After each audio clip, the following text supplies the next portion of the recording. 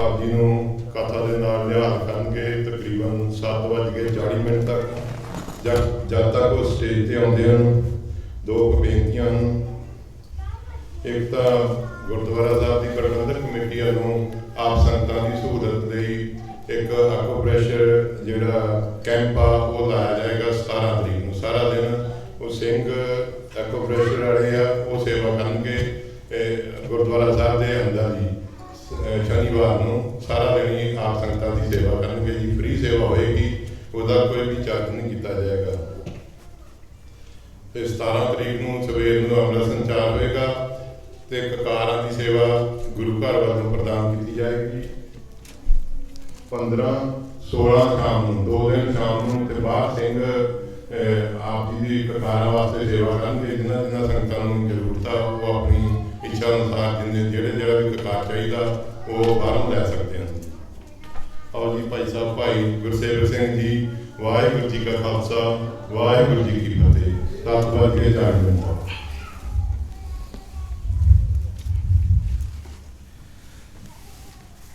ਧੰਨ ਵਾਹਿਗੁਰੂ ਸਾਹਿਬ ਜੀ।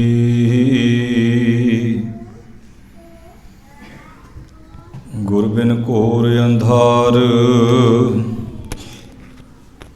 ਗੁਰੂ ਬਿਨ ਸਮਝ ਨ ਆਵੈ। ਗੁਰ ਬਿਨ ਸੁਰਤ ਨਾ ਸਿੱਧ, ਗੁਰੂ ਬਿਨ ਮੁਕਤ ਨ ਪਾਵੈ। ਗੁਰ ਕਰ ਸੱਚ ਵਿਚਾਰ, ਗੁਰੂ ਕਰ ਰੇ ਮਨ ਮੇਰੇ। ਗੁਰ ਕਰ ਸ਼ਬਦ ਸਪੁੰਨ, ਅਗਨ ਕਟੈ ਸਭ ਤੇਰੇ। ਸਤਨਾਮ ਸ਼੍ਰੀ ਵਾਹਿਗੁਰੂ ਸਾਹਿਬ ਜੀ। ਆਨੰਦ ਆਨੰਦ ਸਭ ਕੋ ਕਹੈ, ਆਨੰਦ ਗੁਰੂ ਤੇ ਜਾਣਿਆ। ਜਾਣਿਆ ਆਨੰਦ ਸਦਾ ਗੁਰ ਤੇ, ਕਿਰਪਾ ਕਰੇ ਪਿਆਰਿਆ। ਕਰ ਕਿਰਪਾ ਕਿਲ ਵਿਖ ਕਟੇ, ਗਿਆਨ ਅੰਜਨ ਸਾਰਿਆ। ਅੰਦਰ ਹੋ ਜਿਨ ਕਾ ਮੋਹ ਟੁੱਟਾ, ਤਿਨ ਕਾ ਸ਼ਬਦ ਸਚੈ ਸਵਾਰਿਆ। ਕਹਿ ਨਾਨਕ ਇਹ ਆਨੰਦ ਹੈ, ਆਨੰਦ ਗੁਰ ਤੇ ਜਾਣਿਆ। ਆਨੰਦ ਆਨੰਦ ਸਭ ਕੋ ਕਹੈ, ਆਨੰਦ ਗੁਰੂ ਤੇ ਜਾਣਿਆ। ਜੁਗੋ ਜੁਗ ਅਟਲ ਗੁਰੂ ਗਰੀਬ ਨਿਵਾਜ। ਧੰਨ ਧੰਨ ਸਾਹਿਬ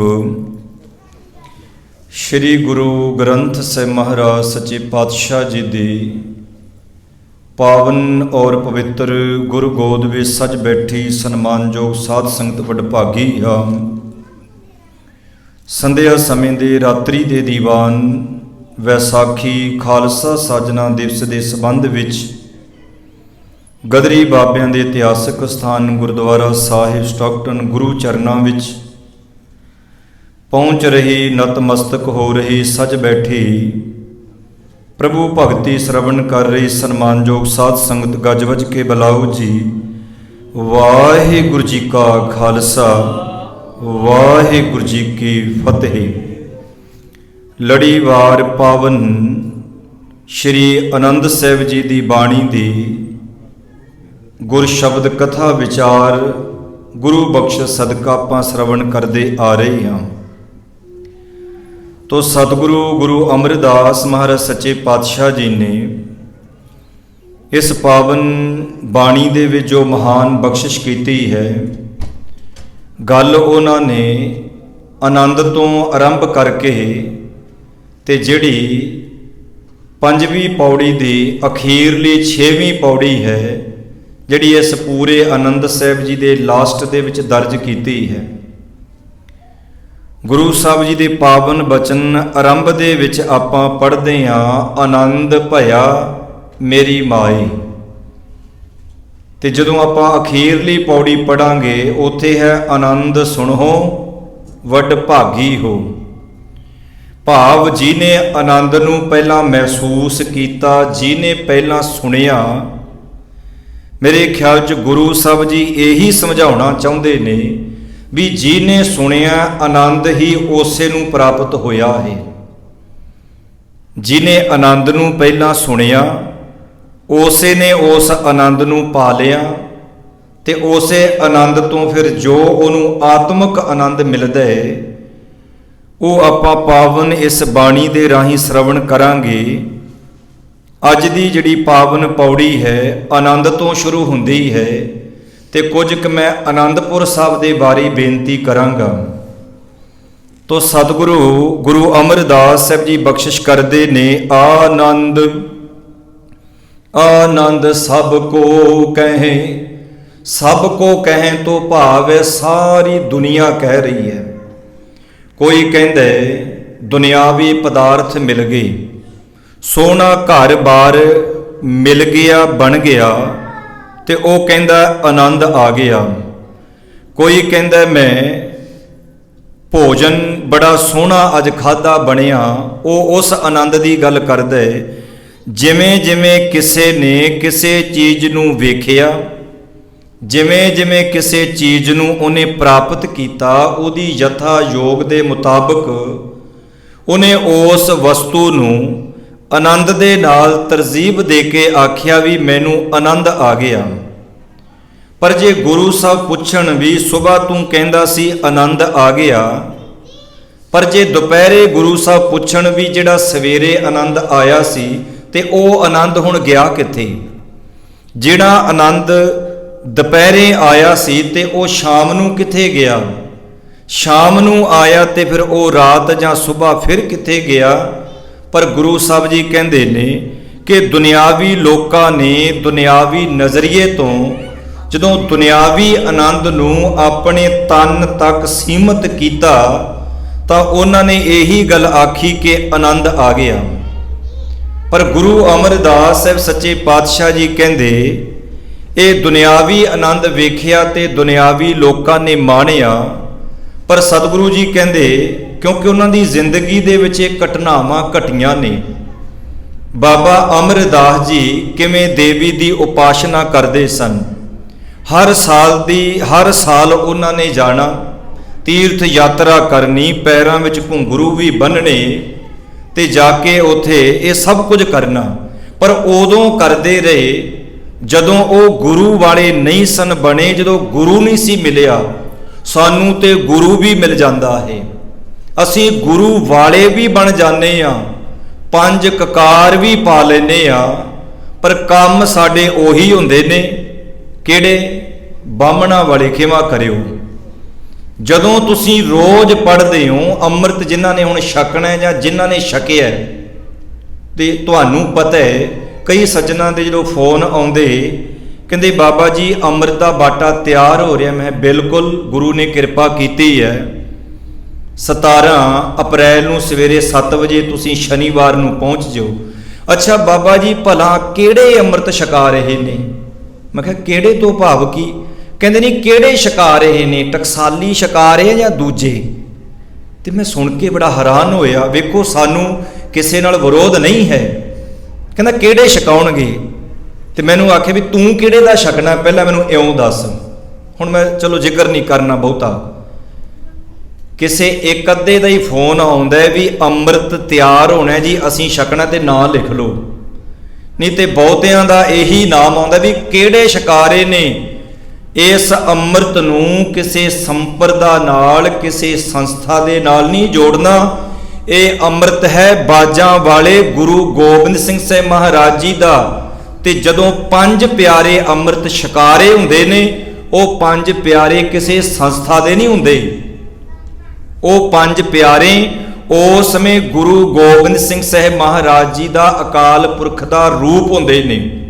ਪਹਿਲਾਂ ਉਹ ਕੀ ਸਨ, ਬਾਅਦ ਵਿੱਚ ਜਾ ਕੇ ਉਹ ਕੀ ਬਣਨਗੇ ਉਹ ਵੱਖਰੀ ਗੱਲ ਹੈ, ਪਰ ਜਿਸ ਸਮੇਂ ਉਹ ਛਕਾਰੇ ਨੇ ਗੁਰੂ ਦਾ ਰੂਪ ਨੇ, ਗੁਰੂ ਦਾ ਰੂਪ ਨੇ। ਪਰ ਅਸੀਂ ਦਿਮਾਗ ਵਿੱਚ ਇਹ ਰੱਖਦੇ ਹਾਂ ਛਕਣ ਤੋਂ ਪਹਿਲਾਂ ਵੀ ਤੇ ਛਕਣ ਤੋਂ ਬਾਅਦ ਵੀ। ਖਿਮਾ ਕਰਿਓ, ਰਿਕਾਰਡਿੰਗ ਹੋ ਰਹੀ ਹੈ।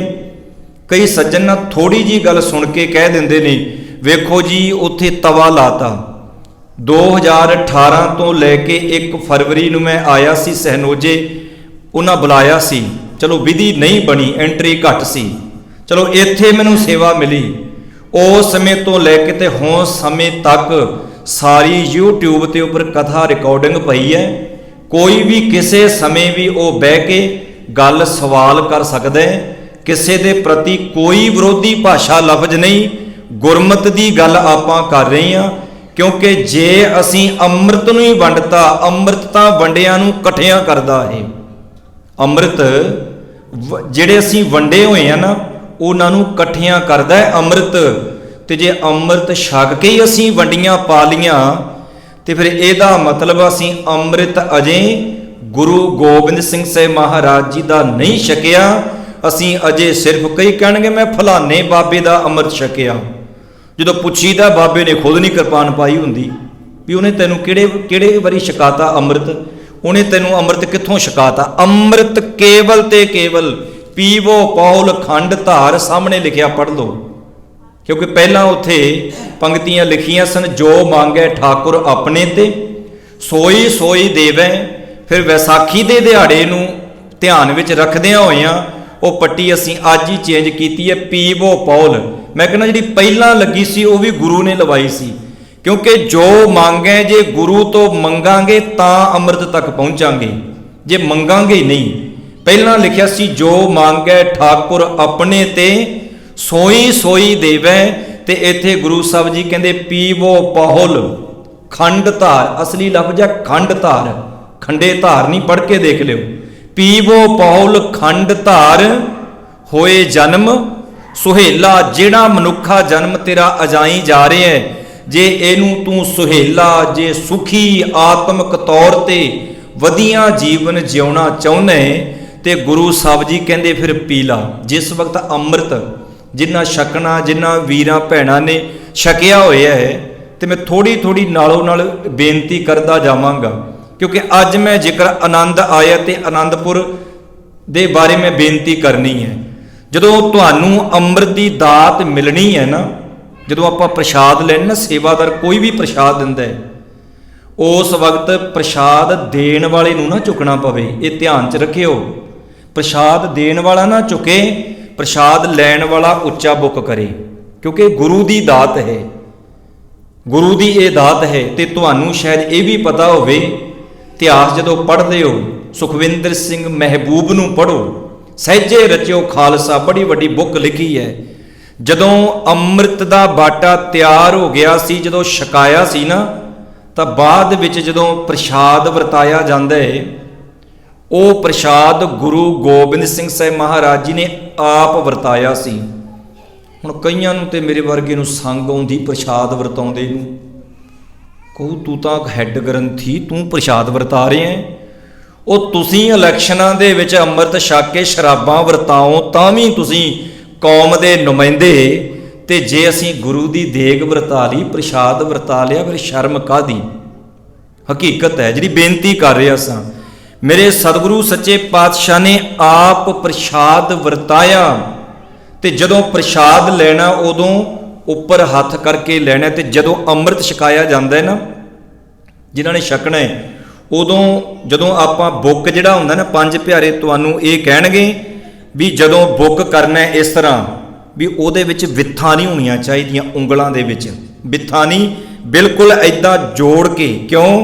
ਕਿਉਂਕਿ ਉਹ ਜਦੋਂ ਅੰਮ੍ਰਿਤ ਅੰਦਰ ਜਾਏਗਾ ਨਾ, ਤੇ ਜਿਹੜੀਆਂ ਸਾਡੇ ਵਿੱਚ ਵਿੱਥਾਂ ਪਈਆਂ ਨਾ, ਵਿਤਕਰਿਆਂ ਦੀਆਂ, ਈਰਖਾ ਦਵੈਸ਼ ਦੀਆਂ, ਤੇ ਉਹ ਫਿਰ ਤਾਂ ਹੀ ਦੂਰ ਹੋਣਗੀਆਂ ਜਦੋਂ ਅੰਮ੍ਰਿਤ ਥੱਲੇ ਬਿਲਕੁਲ ਨਾ ਡੁੱਲੇ। ਤੇ ਉਹ ਅੰਮ੍ਰਿਤ ਜਦੋਂ ਐਦਾਂ ਨੀਵੇਂ ਹੋ ਕੇ ਵੀਰ ਰਸ ਹੋ ਕੇ ਤੁਹਾਨੂੰ ਉਹ ਛਕਾਉਂਦੇ ਨੇ, ਇੱਕ ਬੂੰਦ ਵੀ। ਆ ਜਿਹੜੀ ਚਿੜੀਆਂ ਤੇ ਬਾਜਾਂ ਵਾਲੀ ਕਹਾਣੀ ਹੈ ਨਾ, ਵੀ ਚਿੜੀਆਂ ਆਈਆਂ ਚੁੰਝ ਭਰ ਕੇ ਲੈ ਗਈਆਂ ਤੇ ਉਹ ਬਾਜਾਂ ਨਾਲ ਲੜ ਪਈਆਂ, ਉਹ ਇੰਨਾ ਅਮੋਲਕ ਅੰਮ੍ਰਿਤ। ਤੇ ਕੀ ਉਹ ਪੰਜਾਂ ਪਿਆਰਿਆਂ ਨੇ ਜਾਂ ਗੁਰੂ ਗੋਬਿੰਦ ਸਿੰਘ ਮਹਾਰਾਜ ਜੀ ਨੇ ਉੱਥੇ ਨਿੰਮ ਥੱਲੇ ਕੁੰਡਾ ਰੱਖਤਾ ਵੀ ਚਿੜੀਆਂ ਆਈਆਂ ਤੇ ਨਹਾ ਕੇ ਪੀ ਕੇ ਉਹ ਗਈਆਂ? ਉੱਥੇ ਚਿੜੀਆਂ ਕਿਹਨੂੰ ਆਖਿਆ? ਭਾਰਤ ਦੇ ਲੋਕਾਂ ਨੂੰ, ਮਜ਼ਲੂਮ ਲੋਕਾਂ ਨੂੰ ਚਿੜੀਆਂ ਆਖਿਆ। ਤੇ ਬਾਜ ਕਿਹਨੂੰ ਆਖਿਆ? रजवाड़े जालम लोकां नूं राठों से रंक लड़ाऊं, भेड़ों से शेर बनाऊं, चिड़ियों से बाज तड़ाऊं, 1.25 लाख से एक लड़ाऊं, तबै गोबिंद सिंह नाम कहाऊं। चिड़ियां कौन सन? जिहड़े कहंदे सन काम हमारा तोलन तकड़ी, नंगी छुरी कबू नी पकड़ी, चिड़ी उड़े तो हम डर जाएं, तलवार पकड़ के कैसे युद्ध में जाएं। दरअसल जिहड़े भारत दे लोग सन उन्हां दे दिल चिड़ियां वर्गे सन। हल वाउण वाले, कोई लड्डू जलेबी कढ़ण वाले हलवाई बिल्कुल आम लोग सन। ते जिहड़े राजपूत रजवाड़े सन वो बाजां वर्गे खूनखार सन। मेरे बाजां वाले ने आखिया जिहड़े तुसीं इन्हां गरीबां ते जुल्म करदे हो, इन्हां दे उपर जात पात दा तुसीं किंतु परंतु करदे हो, जिन्हां नूं तुसीं गरीब कहंदे हो, जिन्हां लोकां नूं तुसीं नीवियां जातां कह के दुरकारदे हो, इन्हां लोकां नूं अमृत दी दात दे के राठों से रंक दे अर्थ हुंदे ने गरीब। राठों से रंक लड़ाऊं, भेड़ों से शेर बनाऊं। राठों राजपूत रजवाड़ियां दे नाल मैं इन्हां गरीबां नूं लड़ा के विखावांगा ते विखाया भी। भाई जैता जी वर्गे, भाई संगत सिंह जी वर्गे किन्ने महान योधे कौम विच होए। खैर जिहड़ी अर्ज करन लगे सां कि मेरे सतगुरु सच्चे पातशाह दी जदों ओ दात मिलनी है ना सानू, ते ओ बुक ओहदे विच 5 प्यारे तुहानू कहणगे, जिन्हां नूं पता है, जिन्हां ने सिख रहत मर्यादा पढ़ी है, वो तुहानू कहणगे भी वित्थां नहीं होणीआं चाहीदियां बुक च। जे कोई कहे जी क्यों नहीं होणीआं चाहीदियां, ਤਾਂ ਨਾਲ ਦੀ ਨਾਲ ਤੁਹਾਨੂੰ ਸਵਾਲ ਦਾ ਜਵਾਬ ਮਿਲੇਗਾ। ਵਿਥਾਂ ਖਤਮ ਕਰਨ ਵਾਸਤੇ ਹੀ ਤਾਂ ਗੁਰੂ ਵਾਲੇ ਬਣਨਾ ਹੈ। ਬਾਬਿਆਂ ਤੋਂ ਆਸ਼ੀਰਵਾਦ ਵੀ ਲਈ ਜਾਂਦੇ ਆ, ਕਈ ਵੀ ਜਾਂਦੇ ਆ, ਗੁਰੂ ਮਾਨਿਓ ਗ੍ਰੰਥ ਆਗਿਆ ਭਈ ਅਕਾਲ ਕੀ। ਇਹ ਤੇ ਉਹ ਗੱਲ ਹੋ ਗਈ, ਕਹਿੰਦੇ ਕੁਝ ਕੁ ਜਾਨਵਰ ਸੀ, ਉਹਨਾਂ ਨੂੰ ਰੋਜ਼ ਸ਼ਿਕਾਰੀ ਆਉਂਦਾ, ਜਾਲ ਵਿਛਾ ਕੇ ਨਾ ਇਕੱਠੇ ਕਰਕੇ ਚੋਗਾ ਪਾ ਕੇ ਮੋਢੇ ਲਾ ਕੇ ਉਹ ਜਾਂਦਾ। ਸਾਰੇ ਮੁੱਕਣ ਜੇ ਵਾਲੇ ਹੋ ਗਏ। ਉਹਨਾਂ ਮੀਟਿੰਗ ਕੀਤੀ, ਇਹ ਕਹਾਣੀ ਹੈ ਸਮਝਾਉਣ ਲਈ। ਉਹਨਾਂ ਮੀਟਿੰਗ ਕੀਤੀ ਵੀ ਆਪਾਂ ਕੀ ਕਰੀਏ। ਉਹ ਕਹਿੰਦੇ ਵੀ ਫਲਾਨੀ ਜਗ੍ਹਾ ਕੋਈ ਮਹਾਤਮਾ ਨੇ, ਉਹਨਾਂ ਕੋਲ ਚੱਲਦੇ ਆ। ਇਕੱਠੇ ਹੋ ਕੇ ਉੱਡ ਕੇ ਉਹਨਾਂ ਕੋਲ ਗਏ ਜੀ। ਉਹ ਕਹਿੰਦੇ ਦੱਸੋ, ਕਹਿੰਦੇ ਦੁਖੀ ਬੜੇ ਆ ਤੇ ਤੁਸੀਂ ਲੋਕਾਂ ਨੂੰ ਸਿੱਧੇ ਰਸਤੇ ਪਾਉਂਦੇ ਹੋ, ਹਰ ਇੱਕ ਦਾ ਦੁੱਖ ਵਡਾਉਂਦੇ ਹੋ, ਸਾਨੂੰ ਕੋਈ ਉਪਾਅ ਦੱਸੋ। ਸ਼ਿਕਾਰੀ ਆਉਂਦਾ ਹੈ, ਚੋਗਾ ਪਾਉਂਦਾ, ਜਾਲ ਵਿਛਾਉਂਦਾ ਹੈ ਤੇ ਪੰਡ ਬੰਨ ਕੇ ਉਹ ਜਾਂਦਾ ਤੇ ਧਰ ਕੇ ਸਾਰਿਆਂ ਨੂੰ ਖਾ ਜਾਂਦਾ। ਇਉਂ ਤਾਂ ਸਾਡੀ ਅੰਸ-ਬੰਸ ਹੀ ਖਤਮ ਹੋ ਜੂ, ਸਾਡੀ ਤਾਂ ਕੁੱਲ ਹੀ ਮਿਟ ਜੂ। ਫਿਰ ਉਹਨੇ ਇੱਕ ਜੁਗਤੀ ਦੱਸੀ। ਉਹ ਕਹਿੰਦੇ ਇਉਂ ਕਰੋ, ਜਦੋਂ ਸ਼ਿਕਾਰੀ ਆਵੇ ਨਾ ਤਾਂ ਤੁਸੀਂ ਆਹ ਮੰਤਰ ਪੜ੍ਹਿਓ। ਕਹਿੰਦੇ ਕਿਹੜਾ? ਤੁਸੀਂ ਇਹ ਕਹਿਣਾ, ਸ਼ਿਕਾਰੀ ਆਏਗਾ, ਚੋਗਾ ਪਾਏਗਾ, ਜਾਲ ਵਿਛਾਏਗਾ, ਅਸੀਂ ਚੋਗਾ ਚੁਗਣਾ ਨਹੀਂ ਤੇ ਜਾਲ ਵਿੱਚ ਫਸਣਾ ਨਹੀਂ। ਬਸ ਕਹਿੰਦੇ ਇਹੀ ਪੜ੍ਹਦੇ ਰਹੋ। ਹੁਣ ਸ਼ਿਕਾਰੀ ਆਇਆ, ਜਾਲ ਵਿਛਾਇਆ, ਚੋਗਾ ਪਾਇਆ, ਇਕੱਠੇ ਕਰਦਾ ਤੇ ਪੰਡ ਬੰਨ੍ਹਦਾ, ਤੁਰ ਜਾਂਦਾ। ਉਹ ਉਸੇ ਤਰ੍ਹਾਂ ਹੀ ਨਲੇ ਚੋਗਾ ਚੁਗੀ ਜਾਂਦੇ ਨੇ। ਕਹਿੰਦੇ ਸ਼ਿਕਾਰੀ ਆਏਗਾ, ਜਾਲ ਵਿਛਾਏਗਾ, ਚੋਗਾ ਪਾਏਗਾ, ਅਸੀਂ ਜਾਲ ਵਿੱਚ ਫਸਣਾ ਨਹੀਂ, ਚੋਗਾ ਚੁਗਣਾ ਨਹੀਂ।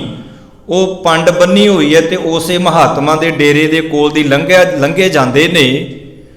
ਉਹ ਅੱਗੋਂ ਮਹਾਤਮਾ ਕਹਿੰਦੇ ਹੋਰ ਕਿਵੇਂ ਫਸਣਾ, ਫਸੇ ਤਾਂ ਹੋਏ ਹੋ ਤੁਸੀਂ, ਵੀ ਹੋਰ ਕਿੱਦਾਂ ਫਸੋਗੇ? ਚੋਗਾ ਵੀ ਚੁਗ ਲਿਆ, ਜਾਲ 'ਚ ਵੀ ਤੁਹਾਨੂੰ ਫਸਾ ਲਿਆ, ਹੁਣ ਜਾ ਕੇ ਨੇ ਧਰ ਲੈਣਾ ਤੁਹਾਨੂੰ। ਮੇਰੇ ਖਿਆਲ 'ਚ ਇਹੀ ਗੱਲ ਸਾਡੀ ਹੋ ਰਹੀ ਹੈ।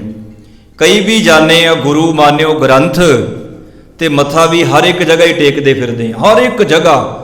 ਉਹ ਗੁਰੂ ਗ੍ਰੰਥ ਸਾਹਿਬ ਮਹਾਰਾਜ ਜੀ ਦੇ ਨਾਲੋਂ ਵੱਡਾ ਬਾਬਾ ਕੋਈ ਹੋ ਸਕਦਾ ਹੈ? ਗੁਰੂ ਗੋਬਿੰਦ ਸਿੰਘ ਮਹਾਰਾਜ ਚਾਹੁੰਦੇ ਚਾਰੇ ਸਾਹਿਬਜ਼ਾਦਿਆਂ ਵਿੱਚੋਂ ਆਪਣੇ ਦੋ ਸਾਹਿਬਜ਼ਾਦੇ ਇੱਕ ਨੂੰ ਰੱਖ ਲੈਂਦੇ, ਉਹਨੂੰ ਗੁਰਤਾ ਗੱਦੀ ਦੇ ਜਾਂਦੇ। ਉਹਨਾਂ ਨੇ ਤਾਂ ਗੁਰੂ ਗ੍ਰੰਥ ਸਾਹਿਬ ਮਹਾਰਾਜ ਸੱਚੇ ਪਾਤਸ਼ਾਹ ਨੂੰ ਗੁਰਤਾ ਗੱਦੀ ਦੇਣ ਤੋਂ ਪਹਿਲੋਂ ਆਪਣੇ ਪਰਿਵਾਰ ਦਾ ਇੱਕ ਮੈਂਬਰ ਰੱਖਿਆ ਵੀ ਨਹੀਂ, ਸਾਰੇ ਦੇ ਸਾਰੇ ਸ਼ਹੀਦ ਕਰਵਾ ਦਿੱਤੇ, ਤਾਂ ਕਿ ਕੱਲ ਨੂੰ ਕੋਈ ਇਸ ਗੁਰਗੱਦੀ ਦੇ ਉੱਪਰ ਇਹਦਾ ਮਾਲਕ ਨਾ ਬਣ ਕੇ ਬਹਿ ਜੇ ਵੀ ਅਸੀਂ ਮਾਲਕ ਹਾਂ। ਤੇ ਗੁਰੂ ਸਾਹਿਬ ਨੇ ਤਾਂ ਖਤਮ ਕਰ ਦਿੱਤੀ ਸਾਰੀ ਕਹਾਣੀ। ਆਪਾਂ ਜਿਹੜੀ ਬੇਨਤੀ ਕਰਨ ਲੱਗੇ ਸਾਂ ਅੰਮ੍ਰਿਤ ਬਾਰੇ, ਨਾਲੋਂ ਨਾਲ ਆਪਾਂ ਬੇਨਤੀਆਂ ਕਰਦੇ ਜਾਵਾਂਗੇ। ਤੇ ਜਦੋਂ ਆਪਾਂ ਇਤਿਹਾਸ ਨੂੰ ਪੜ੍ਹਦੇ ਹਾਂ, ਹੁਣ ਆ ਜਾਓ ਆਨੰਦਪੁਰ ਸਾਹਿਬ ਦੇ ਵੱਲ, ਕਿਉਂਕਿ ਬਚਨ ਨੇ ਆਨੰਦ ਆਨੰਦ ਸਭ ਕੋ ਕਹੇ, ਆਨੰਦ ਗੁਰੂ ਤੇ ਜਾਣਿਆ ਦੁਨੀਆ ਦੇ ਲੋਕ ਦੁਨਿਆਵੀ ਵਸਤੂਆਂ। ਗੁਰੂ ਸਾਹਿਬ ਨੇ ਭੋਜਨ ਪਦਾਰਥ ਘਰ ਮਕਾਨ ਸੋਹਣੇ ਮਹੱਲਾਂ ਦੀ ਨਹੀਂ ਨਿੰਦਿਆ ਕੀਤੀ ਵੀ ਸੋਹਣੇ ਮਕਾਨ ਨਹੀਂ ਹੋਣੇ ਚਾਹੀਦੇ ਜਾਂ ਸੋਹਣੇ ਲੀੜੇ ਕੱਪੜੇ ਬਸਤਰ ਨਹੀਂ ਪਹਿਨਣੇ ਚਾਹੀਦੇ। ਗੁਰੂ ਸਾਹਿਬ ਨੇ ਸਾਨੂੰ ਭਿਖਾਰੀ ਨਹੀਂ ਬਣਾਇਆ, ਅਸੀਂ ਗੁਰੂ ਦੇ ਪੁੱਤਰਾਂ, ਵਧੀਆ ਗੱਡੀਆਂ ਵਧੀਆ ਸਾਧਨ ਜਿੱਦਾਂ ਦਾ ਤੁਹਾਡੇ ਕੋਲ ਕਮਾਈ ਹੈ ਉਦਾਂ ਦੇ ਤੁਸੀਂ ਵਰਤ ਸਕਦੇ ਹੋ। ਕਿਉਂਕਿ ਕਲਗੀਧਰ ਦਸ਼ਮੇਸ਼ ਪਿਤਾ ਜੀ ਤਾਂ ਆਪ ਆਪਣੇ ਕਵੀਆਂ ਨੂੰ, ਆਪਣੇ ਰਾਗੀ ਢਾਡੀ ਸਿੰਘਾਂ ਨੂੰ ਆਪ ਇਨਾਮ ਬਤੌਰ ਤੌਰ ਤੇ ਸਪੈਸ਼ਲ ਸਤਿਗੁਰੂ ਜੀ ਬਖਸ਼ਿਆ ਕਰਦੇ ਸਨ, ਜਿਹੜੀ ਮੈਂ ਬੇਨਤੀ ਕਰਨ ਲੱਗਾ ਸਾਂ। ਪਰ ਸਤਿਗੁਰੂ ਜੀ ਕਹਿੰਦੇ ਆਨੰਦ ਆਨੰਦ ਸਭ ਕੋ ਕਹੇ, ਦੁਨੀਆ ਕਹਿ ਰਹੀ ਹੈ। ਪਰ ਗੁਰੂ ਸਾਹਿਬ ਜੀ ਕਹਿਣ ਲੱਗੇ ਇਹ ਆਨੰਦ ਦੁਨੀਆ ਤੋਂ ਨਹੀਂ ਮਿਲਦਾ, ਇਹ ਤਾਂ ਆਨੰਦ ਗੁਰੂ ਤੇ ਜਾਣਿਆ। ਗੁਰੂ ਤੇ ਜਾਣਿਆ ਤੋਂ ਭਾਵ ਹੈ ਜਦੋਂ ਗੁਰੂ ਨੂੰ ਸਮਝ ਲਾਂਗੇ, ਜਦੋਂ ਬਾਣੀ ਨੂੰ ਸਮਝ ਲਵਾਂਗੇ, ਜਦੋਂ ਗੁਰਬਾਣੀ ਨੂੰ ਗੁਰਮਤ ਨੂੰ ਜੀਵਨ ਵਿੱਚ ਲਾਗੂ ਕਰ ਲਾਂਗੇ, ਫਿਰ ਸਾਨੂੰ ਪਤਾ ਲੱਗਣਾ ਵੀ ਆਨੰਦ ਕੀ ਹੁੰਦਾ ਹੈ ਤੇ ਆਨੰਦ ਕਹਿੰਦੇ ਕਿਹਨੂੰ ਨੇ। ਸਤਿਗੁਰੂ ਗੁਰੂ ਹਰਗੋਬਿੰਦ ਸਾਹਿਬ ਮਹਾਰਾਜ ਸੱਚੇ ਪਾਤਸ਼ਾਹ ਸਿੱਖ ਰਾਸ਼ਟਰ ਦੇ 6ਵੇਂ ਗੁਰੂ ਜੇ ਕਹਿ ਦਈਏ ਤੇ ਗੱਲ ਅਥਕਥਨੀ ਨਹੀਂ। ਗੁਰੂ ਹਰਗੋਬਿੰਦ ਸਾਹਿਬ ਮਹਾਰਾਜ 1634-35 ਵਿੱਚ, ਇਹਦੇ ਵਿੱਚ 33-34 ਵਿੱਚ ਗੁਰੂ ਹਰਗੋਬਿੰਦ ਸਾਹਿਬ ਮਹਾਰਾਜ ਬਖਸ਼ਿਸ਼ਾਂ ਦੇ ਮਾਲਕ ਅੰਮ੍ਰਿਤਸਰ ਸਾਹਿਬ ਦੀ ਧਰਤੀ ਤੋਂ ਗੁਰੂ ਸਾਹਿਬ ਜੀ ਕੀਰਤਪੁਰ ਸਾਹਿਬ ਦੀ ਧਰਤੀ ਤੇ ਆਏ ਨੇ। ਤੇ ਸਤਿਗੁਰੂ ਜੀ ਇੱਥੇ 1634 ਦੇ ਵਿੱਚ ਜਦੋਂ ਕੀਰਤਪੁਰ ਸਾਹਿਬ ਆਏ ਤੇ ਸਤਿਗੁਰੂ ਜੀ 1644 ਈਸਵੀ ਤੱਕ ਕੀਰਤਪੁਰ ਸਾਹਿਬ ਦੀ ਧਰਤੀ ਤੇ ਰਹੇ ਨੇ। ਆਨੰਦਪੁਰ ਸਾਹਿਬ ਅਜੇ ਵਸਿਆ ਨਹੀਂ ਸੀ। ਤੇ ਇੱਥੇ ਗੁਰੂ ਸਾਹਿਬ ਜੀ ਇੱਥੇ ਫਿਰ ਜਿਹੜੀ ਗੁਰਤਾ ਗੱਦੀ ਸੀ ਨਾ, ਜਿਹੜੀ ਮਰਿਆਦਾ ਸੀ ਗੁਰਤਾ ਗੱਦੀ ਵਾਲੀ, ਉਹ ਗੁਰੂ ਸਾਹਿਬ ਜੀ ਨੇ 7ਵੇਂ ਗੁਰਦੇਵ ਜੀ ਨੂੰ ਆਪਾਂ ਕਹਿੰਦੇ 7ਵੇਂ ਪਾਤਸ਼ਾਹ ਧੰਨ ਸ਼੍ਰੀ ਗੁਰੂ ਹਰ ਰਾਏ ਸਾਹਿਬ ਮਹਾਰਾਜ ਜੀ ਨੂੰ ਬਖਸ਼ੀ। 7ਵੇਂ ਪਾਤਸ਼ਾਹ ਜੀ ਫਿਰ 1644 ਤੋਂ ਲੈ ਕੇ 1664 ਤੱਕ 7ਵੇਂ ਗੁਰਦੇਵ ਗੁਰਤਾ ਗੱਦੀ ਦੇ ਉੱਪਰ ਸੁਭਾਏਮਾਨ ਰਹੇ। 1664 ਦੇ ਵਿੱਚ ਧੰਨ ਸ਼੍ਰੀ ਗੁਰੂ ਹਰਕ੍ਰਿਸ਼ਨ ਸਾਹਿਬ ਮਹਾਰਾਜ ਸੱਚੇ ਪਾਤਸ਼ਾਹ ਜੀ ਨੂੰ ਗੁਰਤਾ ਗੱਦੀ ਮਿਲੀ ਤੇ ਕੀਰਤਪੁਰ ਸਾਹਿਬ ਦੀ ਧਰਤੀ ਤੇ ਸਤਿਗੁਰਾਂ ਨੇ ਕੁਝ ਕੁ ਸਮਾਂ ਬਤੀਤ ਕਰਕੇ ਗੁਰੂ ਪਾਤਸ਼ਾਹ ਜੀ ਫਿਰ ਸੱਚਖੰਡ ਪਿਆਨਾ ਜਿੱਥੇ ਕਰੇ ਰਾਜਾ ਜੈ ਸਿੰਘ ਦੇ ਬੰਗਲੇ ਵਿੱਚ, ਜਿੱਥੇ ਅੱਜ ਗੁਰਦੁਆਰਾ ਬੰਗਲਾ ਸਾਹਿਬ ਬਣੇ ਹੈ, ਉਸ ਬੰਗਲਾ ਸਾਹਿਬ ਅਤੇ ਹੋਰ ਜਿਹੜੇ ਅਸਥਾਨ ਬਣੇ ਨੇ ਜਿਨ੍ਹਾਂ ਦਰਸ਼ਨ ਕੀਤੇ। ਤੇ ਉਹ ਇਤਿਹਾਸਕ ਗੁਰਦੁਆਰਿਆਂ ਨੂੰ ਆਜ਼ਾਦ ਕਰਾਉਣ ਵਾਲਾ ਭਲਾ ਕੌਣ ਸੀ, ਤੁਹਾਨੂੰ ਸ਼ਾਇਦ ਪਤਾ ਹੋਵੇ। ਪਿਛਲੇ ਦਿਨੀ ਮੈਂ ਸਿੰਘ ਤੇ ਕੌਰ ਦੇ ਬਾਰੇ ਬੇਨਤੀ ਕੀਤੀ ਸੀ। ਉਹ ਸੀ ਬਾਬਾ ਬਘੇਲ ਸਿੰਘ, ਉਹਦਾ ਗੋਤ ਪਤਾ ਕੀ ਸੀ? ਧਾਲੀਵਾਲ। ਪਰ ਕਿਤੇ ਨਹੀਂ ਉਹਨੇ ਲਾਇਆ ਮਗਰ। ਹੁਣ ਚਲੋ ਜਿਹੜਾ ਕੁਝ ਤੁਸੀਂ ਕਹਿਣਾ ਉਹ ਤਾਂ ਕਹਿਣਾ ਹੀ ਹੈ, ਇਹ ਤੇ ਪੁੱਛਾਂ ਅਸੀਂ ਲਾਈ ਫਿਰਦੇ ਹਾਂ। ਆਖੋ ਸਤਨਾਮ ਸ੍ਰੀ ਵਾਹਿਗੁਰੂ। ਨਾਲੇ ਕੀਤਾ ਵੀ ਕੁਛ ਨਹੀਂ, ਕੁਛ ਵੀ ਨਹੀਂ ਕਰਿਆ, ਅਸੀਂ ਕੱਖ ਵੀ ਨਹੀਂ ਕਰਿਆ, ਈਰਖਾ ਦਵੈਸ਼ ਲੜਾਈ ਝਗੜੇ ਤੋਂ ਬਿਨਾਂ। ਪਰ ਬਾਬਾ ਬਘੇਲ ਸਿੰਘ ਦਿੱਲੀ ਦੇ ਵਿੱਚ ਜਿਹੜੇ ਅੱਜ ਨਿਸ਼ਾਨ ਸਾਹਿਬ ਝੂਲਦੇ ਨੇ, ਉਹ ਬਘੇਲ ਸਿੰਘ ਦੇ ਉਹ ਵਾਰਸੋ, ਉਹ ਬਘੇਲ ਸਿੰਘ ਦੀ ਕੁਰਬਾਨੀ ਹੈ। ਇਹਦਾ ਇਤਿਹਾਸ ਮੈਂ ਫਿਰ ਕਦੇ ਬੇਨਤੀ ਕਰਾਂਗਾ। ਖੈਰ, ਗੁਰੂ ਹਰਕ੍ਰਿਸ਼ਨ ਸਾਹਿਬ ਮਹਾਰਾਜ ਜੀ ਜੋਤੀ ਜੋਤ ਫਿਰ ਦਿੱਲੀ ਸਮਾਏ ਸਨ। ਪਰ ਜਦੋਂ 7ਵੇਂ ਪਾਤਸ਼ਾਹ ਨੂੰ ਗੁਰਤਾ ਗੱਦੀ ਮਿਲੀ ਤਾਂ ਉਸ ਸਮੇਂ 7ਵੇਂ ਗੁਰਦੇਵ ਜੋਤੀ ਜੋਤ ਸਮਾ ਕੇ ਕੀਰਤਪੁਰ ਸਾਹਿਬ ਦੀ ਧਰਤੀ ਤੇ ਗੁਰੂ ਹਰਗੋਬਿੰਦ ਸਾਹਿਬ ਜੀ ਵੀ ਜੋਤੀ ਜੋਤ ਸਮਾ ਗਏ, ਪਰ ਉਸ ਸਮੇਂ ਸਾਹਿਬਜ਼ਾਦਾ ਤੇਗ ਬਹਾਦਰ ਜੀ ਗੁਰੂ ਨਹੀਂ ਸੀ ਅਜੇ ਬਣੇ।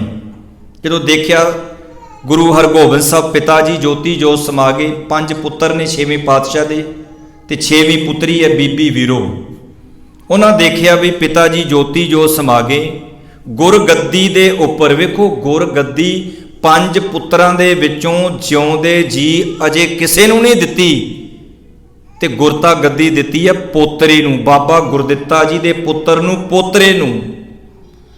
ਇੱਥੇ ਤੇ ਤੁਸੀਂ ਵੇਖਦੇ ਹੋ ਗੱਦੀਆਂ ਪਿੱਛੇ ਕਿੰਨਾ ਝਗੜਾ ਹੁੰਦਾ ਹੈ।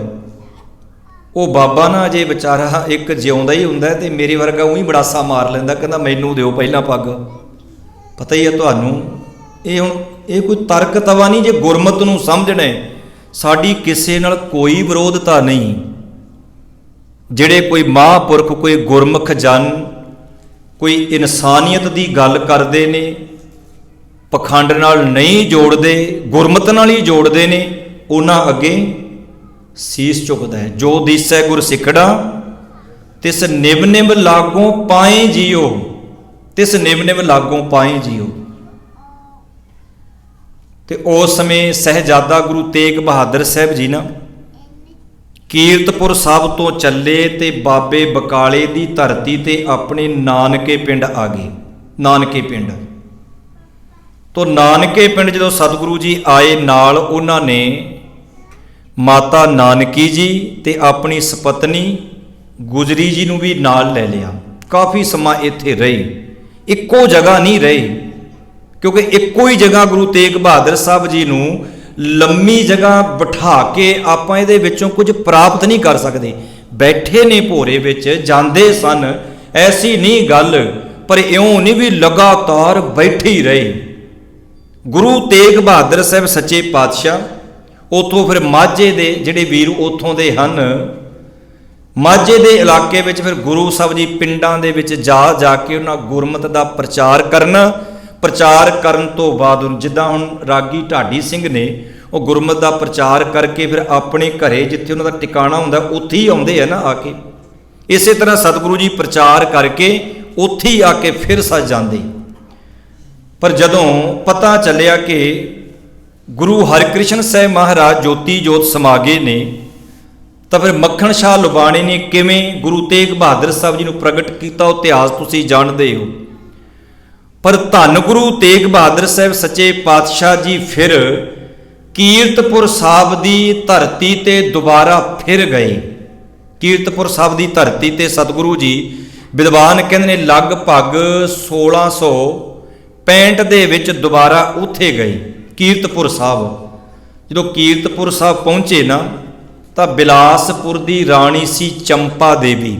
ਆਪਾਂ ਆਨੰਦਪੁਰ ਸਾਹਿਬ ਤੇ ਆਉਣੇ, ਥੋੜਾ ਇਤਿਹਾਸ ਮੈਂ ਲੈਣਾ ਕਿਉਂਕਿ ਦਿਨ ਕੁਝ ਕੁ ਬਾਕੀ ਨੇ। ਅੰਮ੍ਰਿਤ ਬਾਰੇ ਵੀ ਤੇ ਆਨੰਦਪੁਰ ਸਾਹਿਬ ਬਾਰੇ ਵੀ, ਤੇ ਸ਼ਬਦ ਨੂੰ ਵੀ ਲੈਣਾ। ਤੇ ਜਿਹੜੀ ਚੰਪਾ ਦੇਵੀ ਸੀ ਨਾ ਬਿਲਾਸਪੁਰ ਦੀ ਰਾਣੀ, ਤੇ ਬਿਲਾਸਪੁਰ ਦਾ ਜਿਹੜਾ ਰਾਜਾ ਸੀ ਉਹ ਅਕਾਲ ਚਲਾਣਾ ਕਰ ਗਿਆ। ਤੇ ਇਸ ਚੰਪਾ ਰਾਣੀ ਨੂੰ ਜਦੋਂ ਪਤਾ ਚੱਲਿਆ ਕਿ ਗੁਰੂ ਤੇਗ ਬਹਾਦਰ ਸਾਹਿਬ, ਮਾਤਾ ਨਾਨਕੀ ਜੀ, ਮਾਤਾ ਗੁਜਰੀ ਜੀ ਇਹ ਪਰਿਵਾਰ ਸਮੇਤ ਕੀਰਤਪੁਰ ਸਾਹਿਬ ਦੁਬਾਰੇ ਆਏ ਨੇ, ਤਾਂ ਇਹਨੇ ਸੱਦਾ ਪੱਤਰ ਭੇਜਿਆ, ਬੇਨਤੀ ਕੀਤੀ, ਸੁਨੇਹਾ ਦਿੱਤਾ ਕਿ ਸਤਿਗੁਰੂ ਜੀ ਆਪ ਜੀ ਦੀ ਮਹਿਮਾ ਅਪਰ ਅਪਾਰ ਹੈ। ਰਾਜੇ ਸਾਰੇ ਚੰਗੇ ਵੀ ਨਹੀਂ ਹੁੰਦੇ ਤੇ ਰਾਜੇ ਸਾਰੇ ਮਾੜੇ ਵੀ ਨਹੀਂ ਹੁੰਦੇ। ਪਿੰਡ ਦੇ ਵਿੱਚ ਸਾਰੇ ਲੋਕ ਚੰਗੇ ਵੀ ਨਹੀਂ ਹੁੰਦੇ ਤੇ ਮਾੜੇ ਵੀ ਨਹੀਂ ਹੁੰਦੇ। ਇਸੇ ਤਰ੍ਹਾਂ ਜਿਵੇਂ ਆਮ ਹੀ ਕਹਾਵਤ ਹੈ ਵੀ ਪੰਜੇ ਉਂਗਲਾਂ ਇੱਕ ਸਾਰ ਥੋੜੀ ਨੇ। ਸੰਸਾਰ ਚੱਲਦਾ ਹੀ ਇਸ ਤਰ੍ਹਾਂ। ਜੇ ਦੁਨੀਆ ਦੇ ਵਿੱਚ ਸਾਰੇ ਹੀ ਆਸਤਕ ਹੁੰਦੇ ਤੇ ਗੁਰੂ ਨਾਨਕ ਸਾਹਿਬ ਜੀ ਤਾਰਦੇ ਕਿਹਨੂੰ ਤਾਰਦੇ? ਉਹ ਤੇ ਭਾਈ ਗੁਰਦਾਸ ਸਾਹਿਬ ਜੀ ਨੇ ਫਿਰ ਕਹਿਣਾ ਪਿਆ, ਕੱਲ ਤਾਰਨ ਨਾਨਕ ਆਇਆ। ਕਹਿਣਾ ਪਿਆ, ਕਲਮਲ ਹੋਈ ਮੇਦਨੀ, ਰੋਜ਼ ਬਚਨ ਪੜ੍ਹਦੇ ਹੋ। ਖੈਰ ਕਹਿੰਦੇ ਉਹਨੇ ਬੇਨਤੀ ਕੀਤੀ, ਜੀ ਤੁਸੀਂ ਆਓ। ਰਾਜਾ ਅਕਾਲ ਚਲਾਣਾ ਕਰ ਗਿਆ ਤੇ ਪਬਲਿਕ ਦੇ ਵਿੱਚ, ਪ੍ਰਜਾ ਦੇ ਵਿੱਚ ਬੜੀ ਸੋਗ ਦੀ ਲਹਿਰ ਫੈਲੀ ਹੋਈ ਹੈ। ਤੁਸੀਂ ਆਓਗੇ ਸਾਨੂੰ ਬੜਾ ਚੰਗਾ ਲੱਗੇਗਾ। ਜਿਹਨੂੰ ਆਪਾਂ ਪਿਆਰ ਕਰਦੇ ਆ ਨਾ, ਉਹਨੂੰ ਵਿਸ਼ੇਸ਼ ਤੌਰ 'ਤੇ ਆਪਾਂ ਮਾਨ ਸਨਮਾਨ ਦਿੰਦੇ ਹਾਂ। ਭੁੱਖਾ ਤੇ ਘਰੋਂ ਕੋਈ ਵੀ ਨਹੀਂ ਹੁੰਦਾ, ਲੰਗਰ ਪ੍ਰਸ਼ਾਦੇ ਪਾਣੀ ਦੀ ਤਾਂ ਕੋਈ ਗੱਲ ਹੀ ਨਹੀਂ। ਪਰ ਮੈਂ ਇੱਕ ਹੋਰ ਬੇਨਤੀ ਕਰਦੇ ਹਾਂ, ਗੁਰੂ ਦੇ ਸਿੱਖਾਂ ਨੂੰ ਘਰੇ ਲੰਗਰ ਪਾਣੀ ਪ੍ਰਸ਼ਾਦਾ ਜਦੋਂ ਛਕਾਉਣਾ, ਉਹਨੂੰ ਅਸੀਂ ਗੁਰੂ ਕਾ ਸਿੱਖ ਜਾਣ ਕੇ ਛਕਾਉਣਾ। ਅਸੀਂ ਲੰਗਰ ਦਾ ਬ੍ਰਾਹਮਣੀਕਰਨ ਨਹੀਂ ਕਰਨਾ। ਬ੍ਰਾਹਮਣੀਕਰਨ ਵੀ ਐਦਾਂ ਨਹੀਂ ਜਿੱਦਾਂ ਸਰਾਧ ਛਕਾਉਂਦੇ ਹਾਂ। ਉਹ ਵਿਚਾਰਾ ਮੇਰੇ ਨਾਲ ਤਾਂ ਹੋਈ ਹੈ, ਜਦੋਂ ਮੈਂ ਕਥਾ ਨਹੀਂ ਸੀ ਨਾ ਕਰਦਾ, ਮੇਰੇ ਨਾਲ ਹੋਈਆਂ ਇਹ ਗੱਲਾਂ। ਕਹਿੰਦੇ ਬਾਬੇ ਸਾਡੇ ਘਰੇ ਵੀ ਛਕਣਾ, ਉਹ ਕਹਿੰਦਾ ਸਾਡੇ ਵੀ ਛਕਣਾ, ਉਹ ਕਹਿੰਦਾ ਸਾਡੇ ਵੀ ਛਕਣਾ। ਤੇ ਮੈਂ ਇੱਕ ਨੂੰ ਆਖਿਆ ਫਿਰ ਮੈਂ ਟੈਚੀ ਕੈਸੀ ਲਿਆऊँ, ਉਹਦੇ 'ਚ ਹੀ ਪਾਈ ਜਾਏ, ਉਹ ਥੋੜ੍ਹੀ ਇੱਕ ਇੱਕ ਬੁਰਕੀ ਖਾਈ ਜਾਊਂਗਾ। ਇਉਂ ਹੀ ਹੋ ਸਕਦਾ ਨਾ, ਫਿਰ ਹੋਰ ਤਾਂ ਕੋਈ ਕੰਮ ਨਹੀਂ। ਉਹ ਕੀ ਹੋ ਗਿਆ? ਉਹ ਲੰਗਰ ਦਾ ਬ੍ਰਾਹਮਣੀਕਰਨ ਹੋ ਗਿਆ। ਹਾਂ ਤੁਸੀਂ 5 ਸਿੰਘਾਂ ਨੂੰ 6 ਵੀ ਆ ਜਾਣ ਤਾਂ ਕੋਈ ਡਰ ਨਹੀਂ, ਜੇ ਘਰੇ 6 ਆ ਜਾਣ। ਇੱਕ ਕਹਿੰਦਾ ਜੀ 5 ਨੂੰ ਛਕਾਉਣਾ। ਮੈਨੂੰ ਆਖਿਆ ਸਾਨੂੰ 5 ਨੂੰ ਗੱਡੀ ਨਹੀਂ ਆਉਂਦੀ, ਤੇ ਫਿਰ 6ਵਾਂ ਤਾਂ ਲਿਆਉਣਾ ਹੀ ਪਊ ਕਿ ਉਹ ਗੱਡੀ 'ਚ ਹੀ ਬੈਠਾ ਰਹੂ ਵਿਚਾਰਾ। 5 ਦੀ ਮਹਾਨਤਾ ਹੈ, ਪਰ ਜੇ 6ਵਾਂ ਵੀ ਆ ਜੇ ਤੇ ਡਰ ਕੋਈ ਨਹੀਂ, ਕੋਈ ਡਰ ਨਹੀਂ। ਪਰ 5 ਨੂੰ ਜਾਂ 6 ਨੂੰ ਜਦੋਂ ਗੁਰੂ ਘਰੋਂ ਵਿੱਚੋਂ ਸਿੰਘਾਂ ਨੂੰ ਪ੍ਰਸ਼ਾਦਾ ਛਕਾਉਣੇ ਆ, ਉਹਨਾਂ ਨੂੰ ਪੰਡਤਾਂ ਦੇ ਰੂਪ ਵਿੱਚ ਨਹੀਂ ਬੁਲਾਉਣਾ, ਉਹਨਾਂ ਨੂੰ ਗੁਰਸਿੱਖਾਂ ਦੇ ਰੂਪ ਦੇ ਵਿੱਚ ਵੀ ਆਓ, ਨਾਲੇ ਲੰਗਰ ਪ੍ਰਸ਼ਾਦਾ ਛਕਾਂਗੇ, ਨਾਲੇ ਕੋਈ ਗੁਰਮਤ ਦੀ ਗੱਲ ਸੁਣਾਇਓ। ਕੋਈ ਕਰ ਗੱਲ ਸੁਣਾਵੇ, ਹਰ ਨਾਮ ਕੀ ਸੋ ਲੱਗੈ, ਗੁਰਸਿੱਖਾਂ ਮਨ ਮਿੱਠਾ। ਇਸ ਭਾਵ ਦੇ ਨਾਲ ਆਪਾਂ, ਇਸ ਭਾਵ ਦੇ ਨਾਲ ਪ੍ਰਸ਼ਾਦਾ ਛਕਾਉਣ ਦੀ ਜੇ ਇੱਛਾ ਹੋਵੇ ਤਾਂ। ਖੈਰ ਜਿਹੜੀ ਮੈਂ ਬੇਨਤੀ ਕਰਨ ਲੱਗਾ ਸਾਂ, ਹੁਣ ਰਾਣੀ ਚੰਪਾ ਦੀ ਭਾਵਨਾ, ਉਹ ਕਹਿੰਦੀ ਤੁਸੀਂ ਆਓ, ਸਾਨੂੰ ਬੜਾ ਚੰਗਾ ਲੱਗੇਗਾ, ਪਰਜਾ ਬੜੀ ਦੁਖੀ ਹੈ, ਤੁਹਾਡੇ ਆਉਣ ਦੇ ਨਾਲ ਸਾਨੂੰ ਸੁੱਖ ਮਿਲੇਗਾ। ਕਹਿੰਦੇ ਮਾਤਾ ਨਾਨਕੀ ਜੀ ਵੀ ਗਏ, ਤੇ ਮਾਤਾ ਗੁਜਰ ਕੌਰ ਜੀ ਵੀ, ਗੁਰੂ ਸਾਹਿਬ ਜੀ ਦੇ ਸਪਤਨੀ ਜੀ ਜਦੋਂ ਗਏ, ਰਾਣੀ ਨੇ ਬੜਾ ਪਿਆਰ ਕੀਤਾ, ਬੜੀ ਸੇਵਾ ਕੀਤੀ। ਗੁਰੂ ਸਾਹਿਬ ਨੇ ਉੱਥੇ ਫਿਰ ਜਿਹੜੀ ਪਰਜਾ ਸੀ ਨਾ, ਬੜੀ ਨਿਰਾਸ਼ਤਾ ਦੇ ਵਿੱਚ ਬੈਠੀ ਸੀ। ਹੁਣ ਕੀ ਹੋਵੇਗਾ, ਕੀ ਬਣੇਗਾ? ਗੁਰੂ ਸਾਹਿਬ ਜੀ ਨੇ ਫਿਰ ਉੱਥੇ ਗੁਰਮਤਿ ਦੀਆਂ ਵਿਚਾਰਾਂ ਦਿੱਤੀਆਂ। ਉਹਨਾਂ ਦੇ ਡਿੱਗਦੇ ਤੇ ਢਹਿੰਦੇ ਹੋਏ, ਡਿੱਗੇ ਹੋਏ ਮਨ ਨੂੰ ਉਹਨਾਂ ਦਾ ਮਨੋਬਲ ਉੱਚਾ ਚੁੱਕਿਆ। ਮਨੋਬਲ ਵੇਖੋ, ਇਹ ਮਨੋਬਲ ਹੀ ਹੈ। ਬੰਦਾ ਜਿੰਨਾ ਮਰਜ਼ੀ ਤਾਕਤਵਰ ਹੋਵੇ, ਬਸ ਜੇ ਉਹਦਾ ਮਨੋਬਲ ਡਿੱਗ ਪਿਆ ਨਾ, ਸਰੀਰਕ ਤਾਕਤ ਨਹੀਂ ਕੁਝ ਕਰ ਸਕਦੀ। ਜੇ ਮਨੋਬਲ ਤੁਹਾਡਾ ਉੱਚਾ ਚੁੱਕਿਆ ਜਾਏ, ਭਾਵੇਂ ਜਿੰਨਾ ਮਰਜ਼ੀ ਵੱਡਾ ਰੋਗ ਲੱਗਿਆ ਹੋਵੇ, ਪਰ ਜੇ ਮਨੋਬਲ ਹੋਵੇ ਨਾ, ਕੋਈ ਗੱਲ ਨਹੀਂ, ਬਿਮਾਰੀ ਕੀ ਹੈ, ਕੋਈ ਗੱਲ ਨਹੀਂ। ਪਰ ਜੇ ਤੁਸੀਂ ਟੈਨਸ਼ਨ ਚਿੰਤਾ ਲੈ ਗਏ, ਇੱਕ ਬਿਮਾਰੀ ਹੁੰਦੀ ਹੈ ਤੇ ਇੱਕ ਹੋਰ ਉੱਪਰੋਂ ਪੈ ਜਾਂਦੀ ਹੈ, ਫਿਰ ਬੰਦਾ ਚੰਗਾ ਭਲਾ ਵੀ ਢੇਰੂ ਮਾਲੀ ਬਣ ਜਾਂਦਾ, ਢੇਰੀ ਢਾ ਕੇ ਬਹਿ ਜਾਂਦਾ ਹੈ। ਗੁਰੂ ਸਾਹਿਬ ਨੇ ਉਪਦੇਸ਼ ਦਿੱਤਾ, ਸਭ ਨੂੰ ਸ਼ਾਂਤੀ ਮਿਲੀ। ਜੋ ਆਪਸ ਵਿੱਚ ਤਕਰਾਰ ਝਗੜਾ ਹੋਣਾ ਸੀ, ਉਹ ਵੀ ਨਹੀਂ ਹੋਣ ਦਿੱਤਾ। ਪਰ ਜਦੋਂ ਰਾਣੀ ਨੂੰ ਇਹ ਪਤਾ ਲੱਗਿਆ ਨਾ ਵੀ ਗੁਰੂ ਤੇਗ ਬਹਾਦਰ ਸਾਹਿਬ ਜੀ ਸੁਣਿਆ ਕਿ ਇਹ ਪਾਤਸ਼ਾਹ ਜੀ ਇੱਥੋਂ ਮਾਲਵੇ ਨੂੰ ਜਾਣ ਦੀ ਤਿਆਰੀ ਕਰ ਰਹੇ ਨੇ, ਤਾਂ ਫਿਰ ਉਸ ਸਮੇਂ ਚੰਪਾ ਦੇਵੀ ਕਹਿਣ ਲੱਗੀ, ਪਾਤਸ਼ਾਹ ਸੁਣਿਆ ਤੁਸੀਂ ਜਾ ਰਹੇ ਹੋ, ਪਰ ਤੁਹਾਡੇ ਤਾਂ ਦਰਸ਼ਨ ਡਿੱਠੇ ਲੈਣ ਬਿਜੋਗਾ ਜੀ, ਉਹ ਮਨ ਬੜਾ ਸ਼ਾਂਤ ਹੁੰਦਾ, ਪਰਜਾ ਬੜੀ ਸੁਖੀ ਹੈ ਤੁਹਾਡੇ ਦਰਸ਼ਨ ਕਰਕੇ, ਤੁਸੀਂ ਨਾ ਜਾਓ। ਤੁਸੀਂ ਜਿਹੋ ਜਿਹਾ ਵੀ ਨਗਰ ਇੱਥੇ ਵਸਾਉਣਾ ਚਾਹੁੰਦੇ ਹੋ, ਤੁਸੀਂ ਵਸਾ ਸਕਦੇ ਹੋ। ਬੋਲੋ ਕਿੰਨੀ ਜਗ੍ਹਾ ਧਰਤੀ ਤੁਹਾਨੂੰ ਚਾਹੀਦੀ ਹੈ। ਵਿਦਵਾਨਾਂ ਦੀ 2 ਰਾਏ ਹੈ, ਇੱਕ ਨੇ ਲਿਖਿਆ, ਪਰ ਬਹੁਤਿਆਂ ਦੀ ਰਾਏ ਹੈ ਗੁਰਮਤ ਅਨੁਸਾਰ।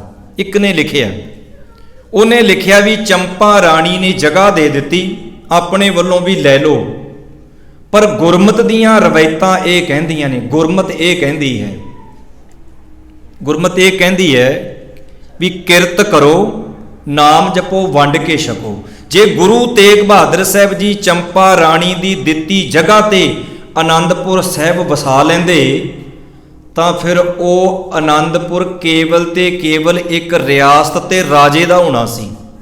ਫਿਰ ਉਹਨਾਂ ਦੀ ਪੀੜ੍ਹੀ ਨੇ ਵੀ, ਉਹਨਾਂ ਨੇ ਵੀ ਆ ਕੇ ਕਹਿਣਾ ਸੀ, ਸਾਡੇ ਤਾਂ ਇਹ ਪਿਓ ਦਾਦਿਆਂ ਨੇ ਜਗ੍ਹਾ ਦਿੱਤੀ ਸੀ, ਸਿੱਖੋ ਤੁਸੀਂ, ਚਲੋ ਇੱਥੋਂ ਤੁਰਦੇ ਫਿਰਦੇ ਨਜ਼ਰ ਆਓ। ਫਿਰ ਐਦਾਂ ਕਹਿਣਾ ਸੀ, ਪਰ ਨਹੀਂ। ਕਹਿੰਦੇ ਉਹ ਜਗ੍ਹਾ ਜਦੋਂ ਰਾਣੀ ਕਹਿੰਦੀ ਨਾ ਲੈ ਲਓ ਮੁਫਤ ਵਿੱਚ, ਤਾਂ ਗੁਰੂ ਤੇਗ ਬਹਾਦਰ ਸਾਹਿਬ ਜੀ, ਪ੍ਰਿੰਸੀਪਲ ਗੰਡਾ ਸਿੰਘ, ਪ੍ਰਿੰਸੀਪਲ ਤੇਜਾ ਸਿੰਘ, ਕਵੀ ਸੰਤੋਖ ਸਿੰਘ ਜੀ ਨੇ ਇੱਥੇ ਤੇ ਕੁਝ ਬੜੀਆਂ ਗੁਰਮਤਿ ਦੀਆਂ ਗੱਲਾਂ ਵੀ ਕਹੀਆਂ ਨੇ, ਕੁਝ ਹੈ, ਪਰ ਉੱਥੇ ਉਹਨਾਂ ਨੇ ਵੀ ਇਹ ਲਿਖਿਆ ਹੈ। ਕਹਿੰਦੇ ਗੁਰੂ ਸਾਹਿਬ ਜੀ ਨੇ ਉਸ ਸਮੇਂ ਉਹ ਜਗ੍ਹਾ ਲੈ ਲਈ, ਉਹਨੇ ਮੁਫਤ ਵਿੱਚ ਦਿੱਤੀ, ਪਰ ਗੁਰੂ ਸਾਹਿਬ ਜੀ ਨੇ ਆਪਣੀ ਕਿਰਤ ਕਮਾਈ ਦੇ ਵਿੱਚੋਂ 500 ਰੁਪਏ ਦਿੱਤੇ। ਜਗ੍ਹਾ ਫਰੀ ਨਹੀਂ, 500 ਰੁਪਏ ਦੇ ਕੇ ਉਹ ਜਗ੍ਹਾ ਨੂੰ ਖਰੀਦਿਆ, ਤੇ ਜਿੱਥੇ ਉਹ ਜਗ੍ਹਾ ਨੂੰ ਕਦੀ ਮਾਖੋਵਾਲ ਕਹਿੰਦੇ ਸਨ, ਫਿਰ ਉਹਦਾ ਨਾਮ ਰੱਖਿਆ ਨਾਨਕੀ ਚੱਕ। ਕਹਿਣਾ ਸੌਖਾ ਹੈ, ਸੁਣਨਾ ਵੀ ਸੌਖਾ, ਪਰ ਨਾਨਕੀ ਚੱਕ ਪਤਾ ਕਿਉਂ ਰੱਖਿਆ? ਇੱਕ ਔਰਤ ਨੂੰ, ਔਰਤ ਦੇ ਅਰਥ ਤੁਹਾਨੂੰ ਪਤਾ ਕੀ ਹੁੰਦੇ ਆ? ਔ ਪਲੱਸ ਰਤ, ਰਤ ਦੇ ਅਰਥ ਹੁੰਦੇ ਨੇ ਖੂਨ। ਔ ਰਤ, ਜਿਹੜਾ ਖੂਨ, ਜਿਹੜੀ ਔਰਤ ਧੀ ਬਗਾਨੇ ਘਰੋਂ ਆਉਂਦੀ ਹੈ ਤੇ ਬਗਾਨੇ ਘਰ ਨੂੰ ਆਪਣਾ ਹੀ ਖੂਨ ਬਣਾ ਲੈਂਦੀ ਹੈ, ਉਹਨੂੰ ਕਹਿੰਦੇ ਨੇ ਔਰਤ। ਹਾਂਜੀ, ਉੱਥੇ ਰੱਖ ਦਿਓ, ਉਹਨੂੰ ਕਹਿੰਦੇ ਨੇ ਔਰਤ। ਜਿਹੜੀ ਮੈਂ ਬੇਨਤੀ ਕਰਨ ਲੱਗਾ ਸੀ, ਆਖੋ ਸਤਨਾਮ ਸ਼੍ਰੀ ਵਾਹਿਗੁਰੂ। ਬੱਚੇ ਨੇ ਵੀ ਰੱਬ ਦਾ ਹੀ ਰੂਪ ਨੇ, ਜੋ ਆਪਾਂ ਕੋਈ ਪਰੇ ਹੋ ਜੋ ਲੈ ਜੋ ਚੱਕ ਕੇ ਜੇ ਉਹ ਫਿਰ ਥੋੜੀ ਆਉਣਗੇ। ਇਹ ਤੇ ਫੁੱਲ ਨੇ, ਫੁੱਲ। ਇਹਨਾਂ ਦਾ ਮੇਰੇ ਖਿਆਲ 'ਚ ਰੌਲਾ ਵੀ ਨਹੀਂ ਕੋਈ ਹੁੰਦਾ, ਕਿਉਂਕਿ ਇਹਨਾਂ ਦੇ ਰੌਲੇ ਵਿੱਚ ਕਿਹੜਾ ਕੋਈ ਪਾਰਟੀਬਾਜ਼ੀ ਹੁੰਦੀ ਹੈ। ਇਹ ਤਾਂ ਵਿਚਾਰੇ ਆਪਦੇ ਹੀ ਗੀਤ ਗਾਉਂਦੇ ਹੁੰਦੇ ਨੇ, ਆਪਦੇ ਇਹਨਾਂ ਦੇ ਲੇਲੇ ਪੇਪੇ ਹੁੰਦੇ ਨੇ। ਸਾਡਾ ਤਾਂ ਮਾੜਾ ਜਿਹਾ ਵੀ ਬੋਲ ਪਈ ਸਾਡੇ ਵਿੱਚ ਰੌਲਾ ਹੁੰਦਾ। ਖਿਮਾ ਕਰਿਓ, ਆਖੋ ਸਤਨਾਮ ਸ਼੍ਰੀ ਵਾਹਿਗੁਰੂ। ਹੁਣ ਸਤਿਗੁਰੂ ਤੇਗ ਬਹਾਦਰ ਮਹਾਰਾਜ ਬਖਸ਼ਿਸ਼ਾਂ ਦੇ ਮਾਲਕ, ਰਹਿਮਤਾਂ ਦੇ ਸਾਗਰ, ਜਿਹੜੀ ਬੇਨਤੀ ਆਪਾਂ ਕਰਨ ਲੱਗੇ ਸਾਂ ਕਿ ਗੁਰੂ ਸਾਹਿਬ ਜੀ ਨੇ ਫਿਰ ਉਹ ਜਿਹੜੀ ਜਗ੍ਹਾ ਸੀ ਨਾ 500 ਰੁਪਏ ਦੇ ਕੇ ਉਹ ਖਰੀਦੀ, ਤੇ ਚੱਕ ਨਾਨਕੀ ਕਿਉਂ ਰੱਖਿਆ, ਜਾਂ ਨਾਨਕੀ ਚੱਕ? ਦਰਅਸਲ ਗੁਰੂ ਸਾਹਿਬ ਜੀ ਨੇ ਇੱਕ ਔਰਤ ਨੂੰ, ਇਸਤਰੀ ਨੂੰ ਮਾਣ ਦਿੱਤਾ, ਕਿਉਂਕਿ ਪਹਿਲੇ ਜਾਮੇ ਵਿੱਚ ਵੀ ਮਾਣ ਦਿੱਤਾ, ਫਿਰ ਆ ਕੇ 9ਵੇਂ ਜਾਮੇ ਵਿੱਚ ਵੀ ਮਾਣ ਦਿੱਤਾ। ਪਹਿਲੇ ਜਾਮੇ ਵਿੱਚ ਰੋਜ਼ ਆਸਾ ਜੀ ਦੀ ਵਾਰ ਪੜ੍ਹਦੇ ਹੋ।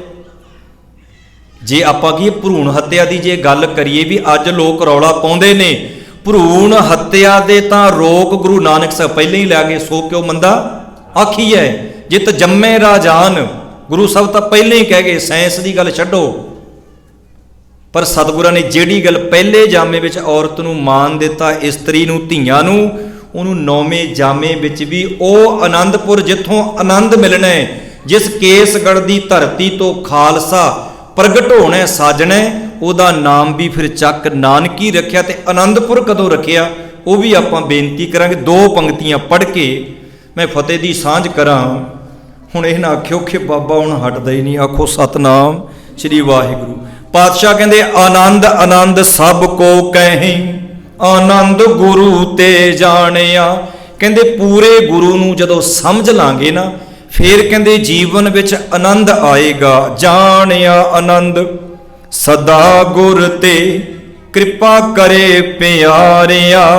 ਕਹਿੰਦੇ ਜਦੋਂ ਤੂੰ ਮਿੱਤਰਾ ਮਨਾ ਪਿਆਰਿਆ ਸੱਜਣਾ, ਉਹ ਗੁਰੂ ਕੀਆ ਸਿੱਖਾ ਜਦੋਂ ਪੂਰੇ ਗੁਰੂ ਨੂੰ ਜਾਣ ਲੇਗਾ, ਜਦੋਂ ਸਮਝ ਲੇਗਾ, ਕਿਰਪਾ ਕਰੇ ਪਿਆਰਿਆ। ਗੁਰੂ ਕਿਰਪਾ ਕਦੋਂ ਕਰਦਾ? ਇਹਦਾ ਮਤਲਬ ਗੁਰੂ ਅਜੇ ਵੇਟ ਕਰਦਾ ਪਿਆ ਵੀ ਕਦੋਂ ਕਿਰਪਾ ਕਰਾਂ। ਗੁਰੂ ਨੂੰ ਸਮਝਣਾ ਹੀ ਗੁਰੂ ਦੀ ਕਿਰਪਾ ਹੈ। ਜਾਣਿਆ ਆਨੰਦ ਸਦਾ ਗੁਰ ਤੇ ਕਿਰਪਾ ਕਰੇ ਪਿਆਰਿਆਂ। ਜਦੋਂ ਪੂਰੇ ਗੁਰੂ ਨੂੰ ਜਾਣ ਲੇਗਾ, ਉਦੋਂ ਤੇਰੇ ਜੀਵਨ ਦੇ ਵਿੱਚ ਆਨੰਦ ਆ ਜਾਏਗਾ। ਕਰ ਕਿਰਪਾ ਕਿਲ ਵਿਖ ਕਟੇ ਗਿਆਨ ਅੰਜਨ ਸਾਰਿਆਂ। ਫਿਰ ਗੁਰੂ ਨੇ ਤੇਰੀ ਸੁਰਤ ਵਿੱਚੋਂ, ਤੇਰੀ ਸਮਝ ਵਿੱਚੋਂ ਕਿਲ ਵਿਖ ਮਾੜੇ ਪਾਪ ਆਦਿਕ ਮਾੜੀ ਬਿਰਤੀ ਖਤਮ ਕਰ ਦੇਣੀ ਹੈ। ਗਿਆਨ ਅੰਜਨ, ਅੰਜਨ ਦੇ ਅਰਥ ਹੁੰਦੇ ਨੇ ਸੁਰਮਾ। ਤੇਰੀ ਸੁਰਤ ਵਿੱਚ ਗੁਰੂ ਨੇ ਫਿਰ ਸ਼ਬਦ ਦਾ ਸੁਰਮਾ ਪਾ ਦੇਣਾ। ਸੁਰਮਾ ਭਾਵ ਸਮਝ ਦਾ ਸੁਰਮਾ। ਬਾਹਰੋਂ ਅੱਖਾਂ ਨਾ ਵੀ ਨਾ ਹੋਣ, ਜਦੋਂ ਫਿਰ ਸੁਰਤ ਦੀਆਂ ਅੱਖਾਂ ਤੁਹਾਡੇ ਸਾਹਮਣੇ ਬੈਠੇ ਨੇ ਭਾਈ ਸਾਹਿਬ। ਕਹਿਬੇ ਕੋ ਸੋਭਾ ਨਹੀਂ ਦੇਖਾ ਹੀ ਪਰਵਾਨ।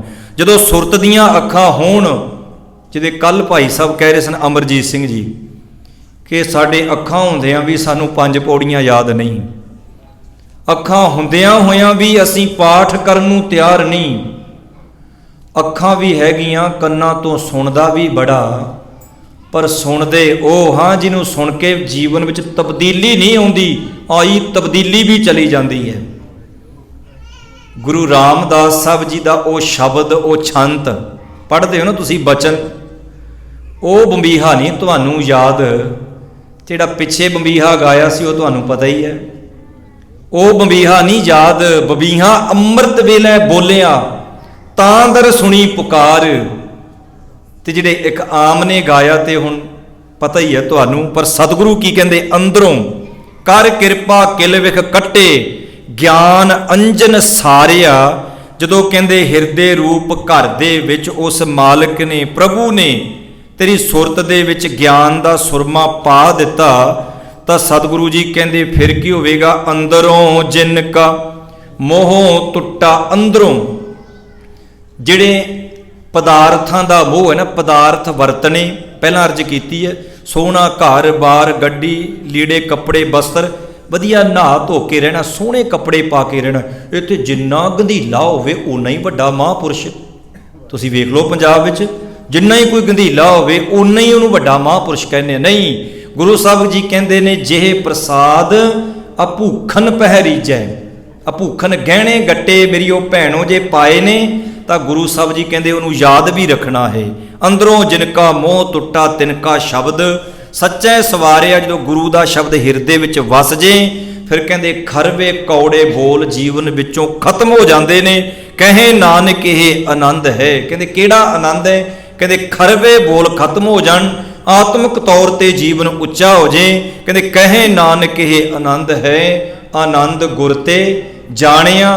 ਪੂਰੇ ਗੁਰੂ ਤੋਂ ਆਪਾਂ ਇਸ ਆਨੰਦ ਨੂੰ ਜਾਣ ਸਕਦੇ ਹਾਂ, ਸਮਝ ਸਕਦੇ ਹਾਂ। ਇੰਨੀ ਕੁ ਹਾਜ਼ਰੀ ਆਪ ਸੰਗਤ ਨੇ ਪ੍ਰਵਾਨ ਕਰਨੀ। ਬੇਅੰਤ ਭੁੱਲਾਂ ਗਲਤੀਆਂ ਭੁੱਲ ਚੁੱਕ ਦੀ क्षमा, ਬਚਨ ਗੁਰੂ ਕਾ ਜਾਣ ਕੇ ਹਿਰਦੇ ਵਿੱਚ ਵਸਾਉਣਾ, ਔਗਣ ਨਾ ਚਿਤਾਰਨੇ।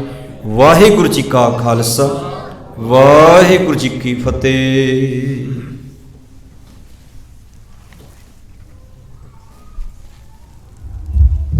ਵਾਹਿਗੁਰੂ ਜੀ ਕਾ ਖਾਲਸਾ, ਵਾਹਿਗੁਰੂ ਜੀ ਕੀ ਫਤਿਹ।